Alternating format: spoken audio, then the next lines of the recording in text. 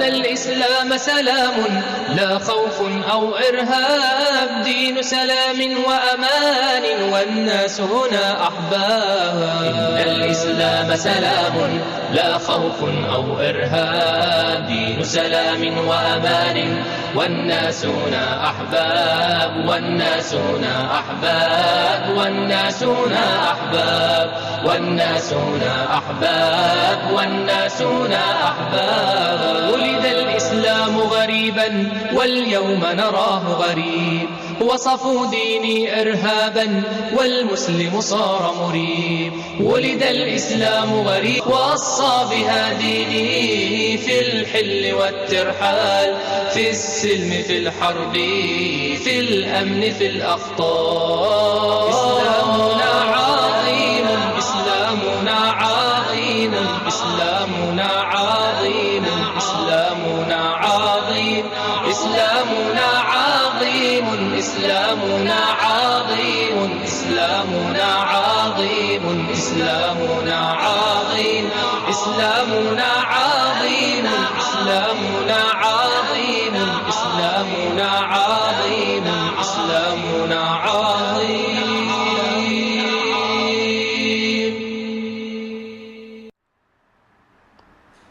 بسم الله الرحمن الرحيم. الحمد لله رب العالمين، والصلاة والسلام على أشرف الأنبياء والمرسلين نبينا محمد وعلى آله وأصحابه أجمعين. أما بعد، السلام عليكم ورحمة الله وبركاته. walaalayaal waa darsigeennii tobnaad oo ka mid ah duruustii aan ku magacawnay duruusun fi lmanhaj. waxaan ka bilaabaynaa insha allahu tacaala baabka 12aad oo ka mid ah abwaabta ku soo aroortay manhaj jamaacati ictisaam bilkitaab wasunna. baabkan wuxuu ka hadlahayaa mucaamalat alxukaam, mucaamalada sida loola mucaamaloonayo dadka madaxda ah ama xukaamta loo yaqaano. runtii waana masalo ka mid a masaa-isha muhimka ah oo dadka muslimiinta ahi runtii ay ka soo galeen ama ay ka gashay khalad fara badan ay maaragtay ka soo galay, oo inxiraaf hore uu ka jiray, inxiraafkiina ilaa hadda uu ka jiro, oo maaragtay labada dhanba dadka xukaamta ahna wixii looga baahnaa iyo mas-uuliyaddii saarnayd iyo tilmaamihii looga baahnaa inaysan ka soo baxaynin ayaa mar hore bilaabatay. dadka kale muslimiinta laftooduna sidii loo baahnaa in dhibaatada loo daaweeyo ama dhibka looga baxo laftooda marka qaarkood aysan fahamsanayn ayaa dhici karta. marka dee salafkuna caqiide ayuu ka lahaa ama aragti ayuu ka lahaa ama waddo ayuu u maray sida loola tacaamulayo xukaamta, oo maaragtay ayaguna waxa ay mudan yihiin, waxa looga baahan yahay ama xilka saaran sida loo dareensiinayo. dadka muslimiinta laftooduna xaqa lagu leeyahay ay ka soo baxayaan si kor iyo hoosba la iskula jaan qaado, oo muslimiintu xukaam iyo maxkuumiin, madax iyo majaba ay ahaadaan kuwa maaragtay xilka saaran fahamsan kana soo baxaya.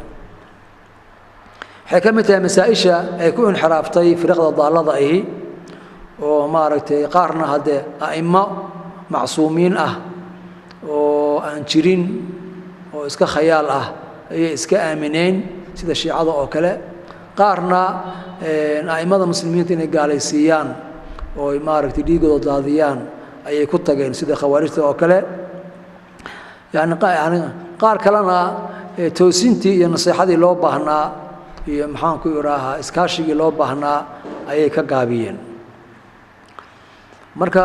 nuqdooyin dhowr ah oo mawduucan kaga hadlayno ayaa meesha nagu qoran. nuqdada koobaad waxay leedahay annagu ma aragno, caqiidadeena ka mid maaha in aan ku baxno ama aan la dagaalanno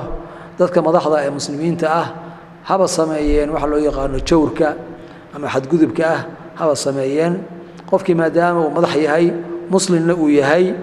in lagu baxo oo dhiiggiisa la daadiyo lala dagaalamo ka mid maaha manhajka ahlusunna waljamaacaha. qofkaas muslimka ay waa la adeecayaa, waxa wanaagga uu ku amraayo ayaa lagu adeecahayaa, lana khilaafi maayo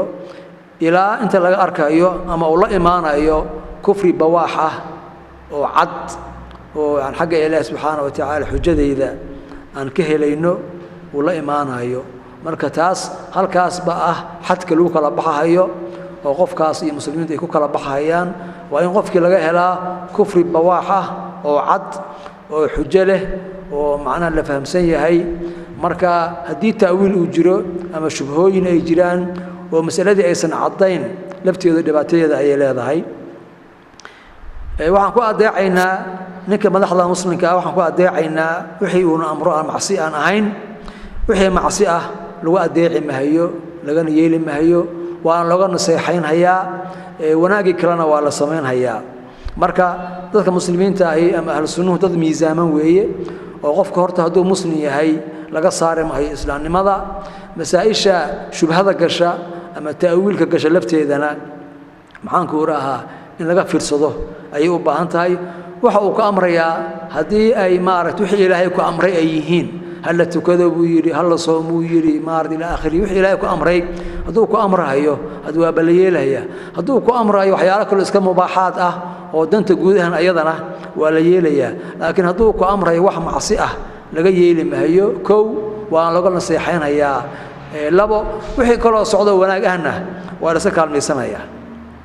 taas waa mas'alo sida kale waxa weeyaan dadka muslimiinta ah inay madax yeeshaan waa shay waajib ah weeye oo laga maarmaan ah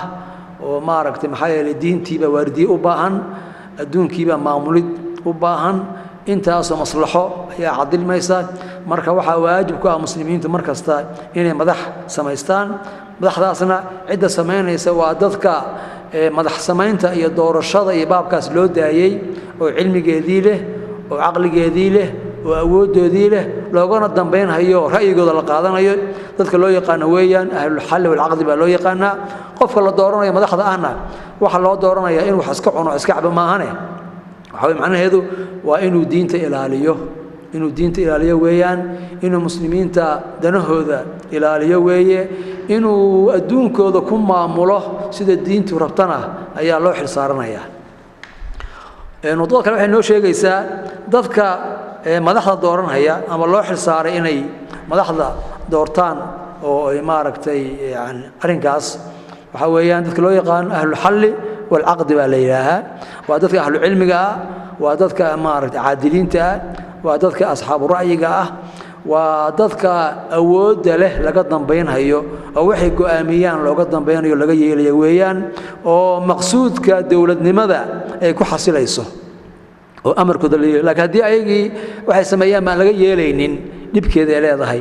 marka ahlul hal wal aqd dadka leeyahay in muslimiintu yeeshaan dad madax ah oo ay ka dambeeyaan oo ra'yigooda ay maartay qaadanayaan ay ku kalsoon yihiin oo taladooda ay maartay yeelahayaan oo muslimiintu ay yeeshaan meel ay ku soo aruurto ra'yigooda oo lagu go'aamiyo arimahooda waxa weeyaan ahlul hal wal aqd baa leeyahay qofka la dooranaya waa inuu madax yahay oo muslimiinta oo inuu muslim yahay marka qof gaal ah lama dooran karo qof maxaan ku yiraahaa aan diinta u daryeelaynin oo dadka diintooda aan maaragtay naftiisana ku amal falaynin lama dooran karo marka horena de maaragtay munaasaba ma aha hadii markii la dooran qofku markii hore haduu muslim ahaa la dooranayay kadib gaalnimo ay soo gasho maaragtay qofkaasi xilkii waa ka casilmayaa waana uu ka baxayaa waan laga qaadayaa hadii la awoodo oo isan dhibaato ka dhacaynin weyn marka arimahaas oo kale oo maxaa gaaloobay maxaan gaaloobin goorma laga qaadaya goorma loo deenayaa dadka culimada oo asxaabu ra'yiga oo ahlu fatwaha ayaa loo deenayaa fatwada jamaaciga arimahan oo kale fardi looma daaye in fatwa culimo oo jamaaci la helo ayay ku fiican tahay oo markasta fatwada loo badan yahay ama dad fara badan ay ka wada hadlaan ama dad fara badan ay maaragtay aan falanqeeyaan oo culimo badan ay ka jawaabto ayaa maaragtay ka wanaag badan ama ka nabadgelyo badan fatwada fardiga oo qof kaliya uu maaragtay ka hadlayo haday dhacdo in xaakimkii muslimiinta uu diintii ka baxo wal ciyaadu billahi ta'ala macnaheedu ma aha in markiiba meesha dagaal ka ogumahaya maahe waxa la fiirinayaa horta waxa ma la sameyn karaa oo ninka in meesha laga bedelo awoodeeda maaragtay ma leeyahay maslaxadeeda maaragtay ma la gaarahayaa hadii wixii ay ka darahayaan oo waxa yani dhibka ninkan hadda meesha uu ku hayo dhib ka badan hadduu ka imaanayo la samayn maayo maxaa yeelay dararkiisa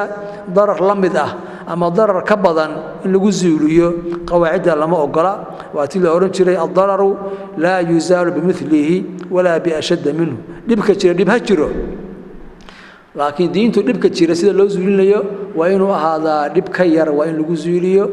ama maslaxad ka fiican waa inay timaadaa laakiin haddii laga darahayo wax faa'iido ma laha markasta masalada haddii ay sugnaataba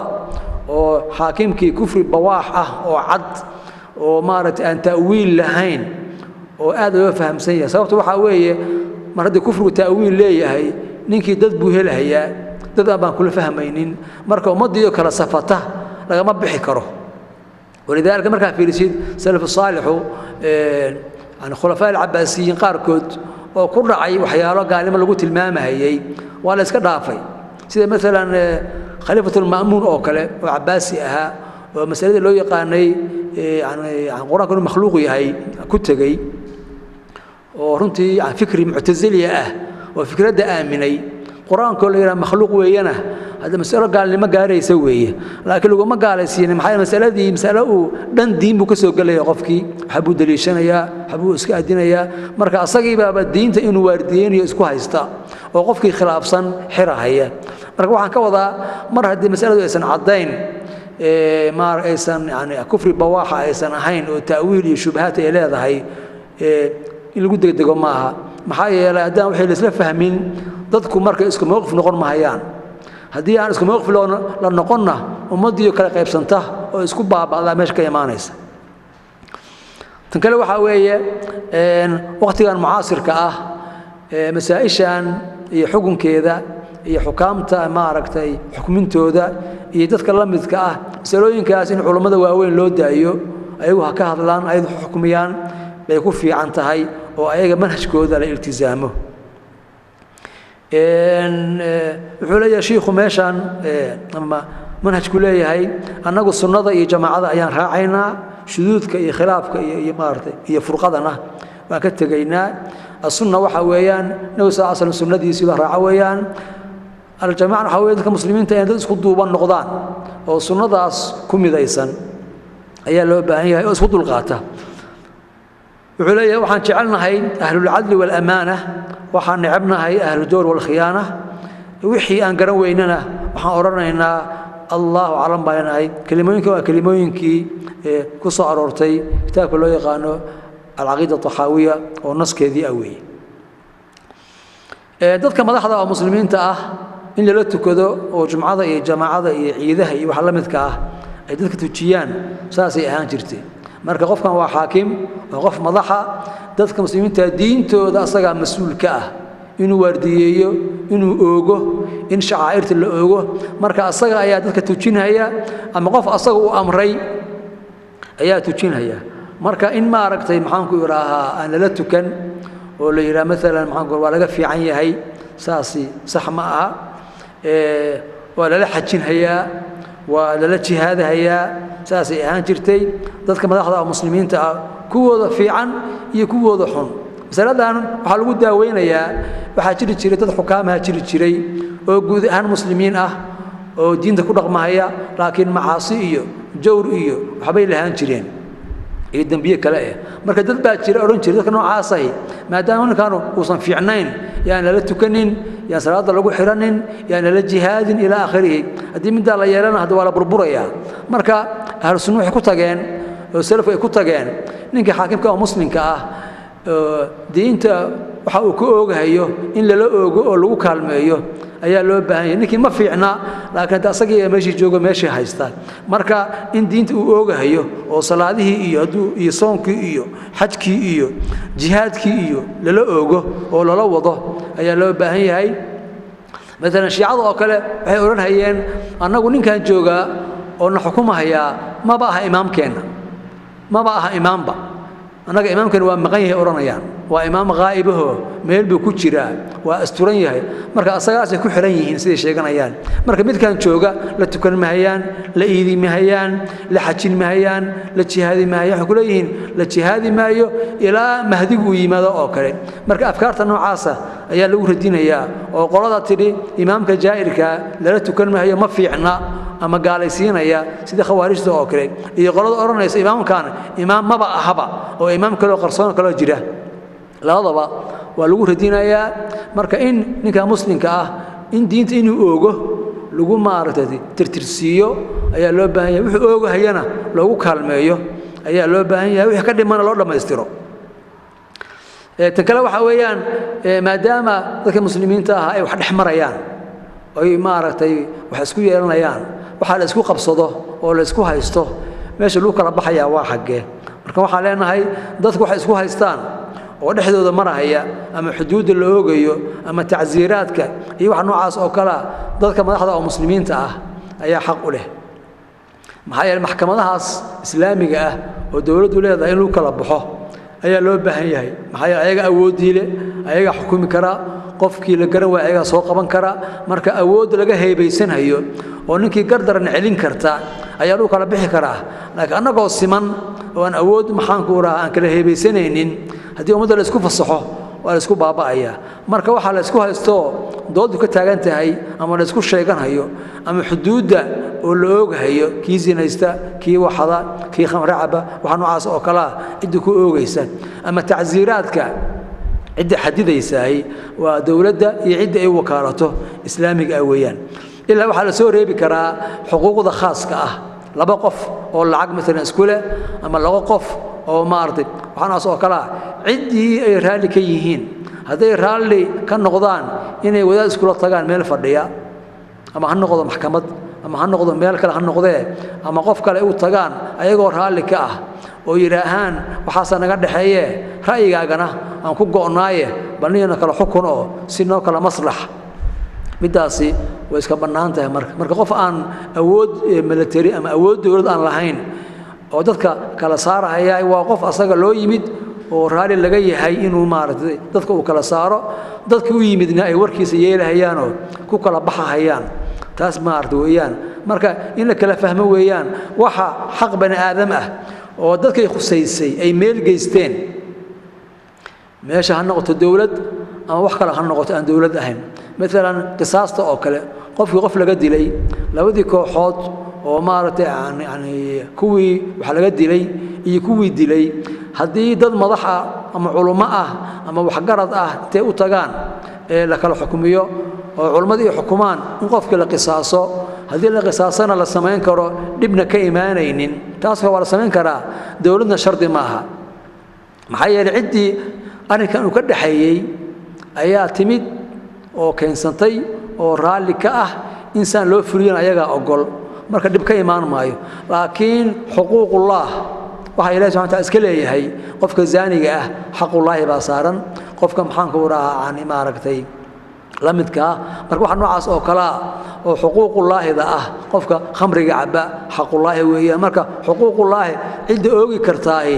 afraad ma ahane waa dadka ummaddu u wakaalatay ama ummaddu u dhiibatay halkaas la geeynayaa wa illa hadii la furo in qofku rabo uu yiraahdo waa ridoobay ana dilaya wuzanaysi ana maaragtay aan ku oogahaya khamru cab ana ku oogahaya hadii midaas waxa ka iimaanaysa in xaq Ilaahay lagu takrifala ka iimaanaysa marka ummaddu inay yeelato xaqullah حق الله سبحانه وتعالى ومدى لقول خطابي ومدنا ماشى أي معركة جيستي أي كل ما أنا يسألوك على بحايا مركا حيال أوجي كرو أو سي كوح على أوجي كرو حقوق الناس الخاصة إيوها حقوق الله أهو مارتي أم حقوق الأمة إلا كلا صاروا أي لو باهية تكلم وحنا أنا أقول مارت أن اعتقاد سنة أو أرجنا ضد المسلمين السياسة دودو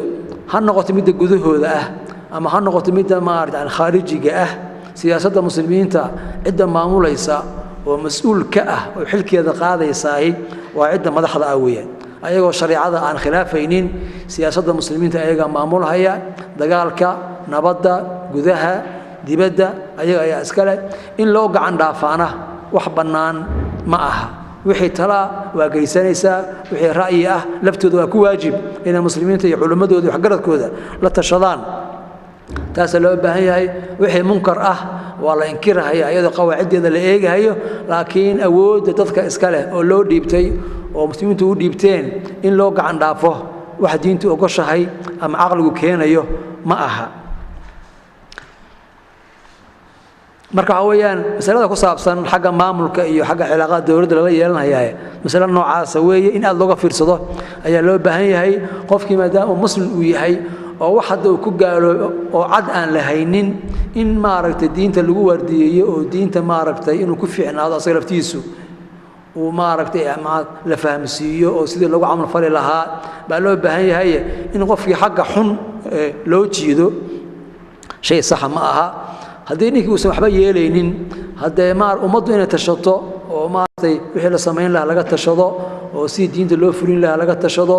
oo sidii munkarka loo inkiri laga tashado bay ku fiican tahay oo dadka muslimiinta inay isla jaan qaadaan oo guud ahaan culimada iyo ducaad iyo waxgaradka dhammaan la isla jaan qaado ayaa loo baahan yahay saas oo ay tahay dadka muslimiinta marka ayagoo dawladii leh oo meeshii maaragtay nidaamkoodu dhisan yahay inay iskaalmaystaan oo jamaaco ama kooxi ay maaragtay isku xil saarto inay dacwada fidiso oo dadka wanaagga farto oo muslimiinta maxaan ku yiraahaa ay maaragtay diinta ku camal falkeeda iyo cilmigeeda ku fidiso arrinkaas arrin dhibaato leh ma aha maaragtay waan shay loo baahan maxaa yeelay dawladdu wax kasta ma samayn karto wax kasta ma gaari karto marka dadku inay maaragtay ay samaystaan kooxo ama maaragtay koox kasta wax loo xil saaro oo maaragtay daryeelka muslimiinta kuwooda daciifka kuwooda jiran waxa dayacan waxaasoo dhan maaragtay in la iska kaalmaystahay wax dhibaato leh ma aha marka inay koox ka mid muslimiintu inay isku yimaadaan oo isku kaalmaystaan wanaag oo sidaas maxaan ku uraaha ay ku howlgalaan ayagoo aan maaragtay dawladdii muslimiinta iyo maamulkeedii aan ka hor imaanaynin bal ayagii maaragtay ogeysiinaya oo ka idin qaadanaya oo ka faa'iidaysanaya waxa dhibaato ay leedahay ma aha tacaawun sharci ah ayaa lagu tilmaami karaa gaar ahaan waqtigan oo dawladuhu ayba maaragtay iska caajiseen ama aan xilkii saarnaa aysan wada gaari karin oo baahida ummaddu ay aad u baahday oo ay aad u badan tahay in dadka muslimiinta laga helo dad kooxo ah oo baahidaas badatay ay qoloba meel ku aadayso qoloba meel ay maaragtay tabartooda awdahayaan waa shay loo baahan yahay maalan macruufka oo la isfaro munkarka oo la iska reebo waa shay loo baahan yahay marka in loo sameeyo hay-ad iyo dad waxaa qaabilsan oo dawladda maxaan ku ay la shaqayso ummaddu la shaqayso waa loo baahan yahay waa tii ilaahay subxaanahu wa tacaala waltakun minkum umma yadcuuna ila alkhayr waya'muruuna bilmacruuf wayanhawna cani almunkar aayad kale waatay ahayd watacaawanuu cala albiri waataqwa wanaagga iyo khayrka isku kaalmaysta walaa tacaawanuu cala ismi walcudwaan laakiin dhibaato dembiga iyo xadgudubka isku kaalmaysiina marka kooxdaas inay marka maamul yeelato ayadana xaq bay u leedahay inay kala dambeyn yeelato xaq baa loo leeyahay laakiin macnaheedu ay inay dawlad yihiin maaha dawladdii booskeeda maaha laakiin dad maamul leh oo kala dambeyn leh ayay noqonayaan inay maaragtay waxa